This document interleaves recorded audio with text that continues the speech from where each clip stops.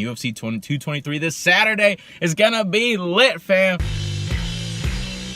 I don't like giving predictions of fighters that I don't know that much of, so I will give you my predictions of the ones that I do. First up, Bec Rawlings and Ashley Smith. This fight is interesting. I follow both these women's careers. I'm very intrigued in that division, but they can't really find an edge. They can't rack up enough wins, and they all kind of have pretty crappy records. Via that Paige Van Zandt is almost like a gatekeeper of skill level now. We see the Thug Roses surpass. We see the Michelle Waterson surpass, and we see what that upper echelon of talent is, and we know Bec Rawlings is not that. And will she ever be? This potential fight, I see Ashley Smith really turning around. I'm just gonna say it. Ashley Smith. Alexis Caceres versus Artem Lobov, the GOAT, Artem Lobov, aka the GOAT of MMA, the MMA god. We all know him, we all love him. The Scalabrini of mixed martial arts. Who do I have?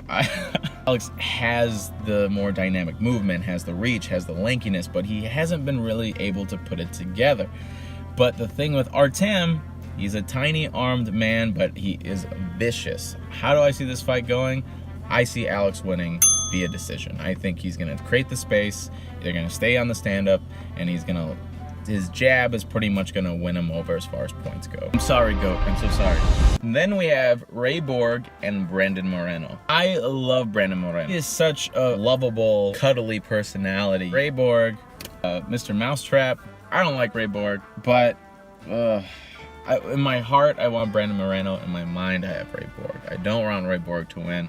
He's kind of boring, doesn't excite me at all, but he has the speed. He has more solid game overall, where I think Brandon's still a little too rough around the edges for that level of competition. Then we have Felice Herrig versus Carolina Kowakowicz. Karate Kicks. We got Carolina Karate Kicks. I sound like Joey Diaz right now. Calabib, that's the fight. Carolina versus Felice. Interesting fight. Carolina is a gangster, but Felice has been putting it together recently. He has been racking up some wins and showing a really progression in her fight game. But is it at the level for Carolina? It's a really interesting fight to see what's going to happen, but there's a reason why there's so much hype between Carolina and Joanna when they fought, and I don't see Felice, unfortunately, reaching that next echelon. I think she will stay in the back end where the Bec Rawlings are. And then I will say Carolina via decision. Next up, Michael Chiesa and Anthony Pettis. Man, Anthony has been getting his ass whooped lately. It sucks, man. It's like he is such a highlight reel, dope-ass guy, but he has not been able to put it together. You think after the years of training, he's able to stuff some takedowns, but he can't. He get muscled at 145. He's getting muscled at 155. Michael Chiesa is dangerous, and he has a killer mindset right now after losing to Kevin Lee, losing those opportunities, because after that, Kevin Lee, has, like him or hate him, I particularly don't like him, is in the headlines. He's fighting Barboza. That fight was so pivotal. It was going to show who was going to reach that next echelon in the 155-pound division, and Michael Chiesa has gone nowhere since then, and he is pissed about it. And I think that mindset is going to trump whatever takedown defense that Pettis has generally come up with.